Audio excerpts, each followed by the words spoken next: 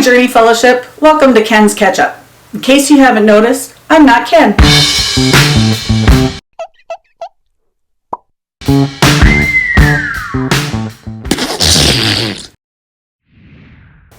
This week, we read through Leviticus 24 to Numbers 10. And I'd like to start with chapter 24.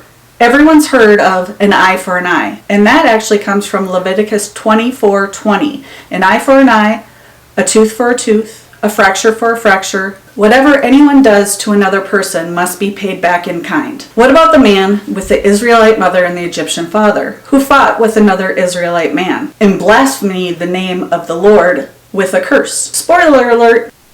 And we all know the Lord does not take kindly to that. He ordered the blasphemer to be taken outside of the camp, and everyone that had heard the curse was to lay their hands on his head, while the community then stoned him to death. Told ya, he doesn't take it lightly. Did you know that the land is supposed to observe the Sabbath also? Every 7th year, you are not to plant or harvest the land. It is a year of rest. If the land produces anything on its own, you can take that, but you cannot work the land or plant or harvest the land yourself. And the Lord promised on the 6th year, you would have enough crop to get you through that 7th year and the 8th year until the 8th year crop is ready to be harvested. Now we get into Numbers, and that's an interesting book. God instructed Moses to take a census of all Israelites 20 and above that were male. There was over 600,000 of them. That's not counting women, children, and the Levites, but we'll get to them later. In other words, Moses led over 1 million people across the wilderness. Each tribe camped in designated areas around the tabernacle. They also had a specific marching order when they moved. The Levites were always in the middle with the tabernacle. Now we get to the Levites. God actually chose and set those apart for himself as his people.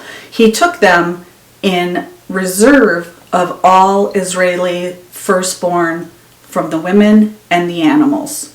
So women did not have to sacrifice their firstborn any longer. God took the Levites in their place. In Numbers 5, there's a very interesting blurb about how to test an unfaithful wife. I recommend you go read that yourself. It's pretty interesting. In chapter 6, we learn about Nazarites. A Nazarite is somebody that voluntarily vows to devote exclusive time just for the Lord. The most notable Nazarites are Samuel, Samson, and John the Baptist. It may be voluntary, or parents can actually take the vow for their young children, making them Nazarites for life. If you take the vow yourself, you can do it for 2 weeks, 30 days, a year, for life. It's your choice when you voluntarily take that vow. There are distinct restrictions with the vow. Number 1, you cannot drink wine or any fermented drink. In other words, alcohol. Number 2, you are never allowed to cut your hair or shave your beard while you're in that vow. You actually couldn't even eat the grapes or touch anything on the grapevine. Number 3, no touching or being around any dead body. That includes animals, people. If one of your family members dies, you're not allowed to go near them. Chapter 6 gives us the priestly blessing to the Israelites from God.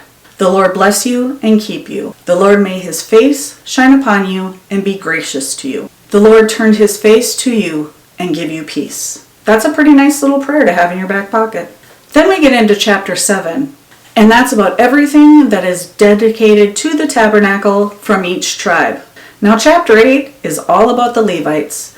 Any Levite man over the age of 25 is welcome to take part in the work at the tent of the meeting, but only may do so until they're 50. At 50, they need to retire, and they can help their brothers and assist them in their work, but they can't actually do the work themselves. Chapter 9 is about the Passover and the guidance for their journey. The Lord instructed that the Passover be celebrated at the anointed time, twilight on the 14th day of the 2nd month. As for the guidance for the journey, when the tabernacle was set up, the Lord descended upon it. During the day it looked like a cloud, and at night it looked like fire surrounding the tabernacle. Whenever the cloud lifted, the Israelites set out. Whenever the cloud settled, that's when they made their camp. Sometimes the cloud settled for a day, Sometimes it was a week, a month, a year. But as long as the cloud surrounded the tabernacle, the Israelites followed the Lord's command, stayed, and camped where they were. Whenever it lifted, that was time for them to set out. In other words, at the Lord's command they camped, and at the Lord's command they set out. Then we get to chapter 10, and that's when we learn about the trumpets made of hammered silver, used to call the community together and to signal time to move out. If both trumpets were blown at the same time, the entire community of Israel was to meet in front of the tabernacle. If only one of the trumpets sounded, only the leaders of the tribes were to come to the tabernacle. They also had a specific cadence for wartime. God instructed to blow the horns at the festivals, the first of every month, and at any burnt offerings or fellowship offerings in celebration. He wanted them to be sounded as a reminder to all Israel of God's protection over them. That brings us all the way up to chapter 11 next week.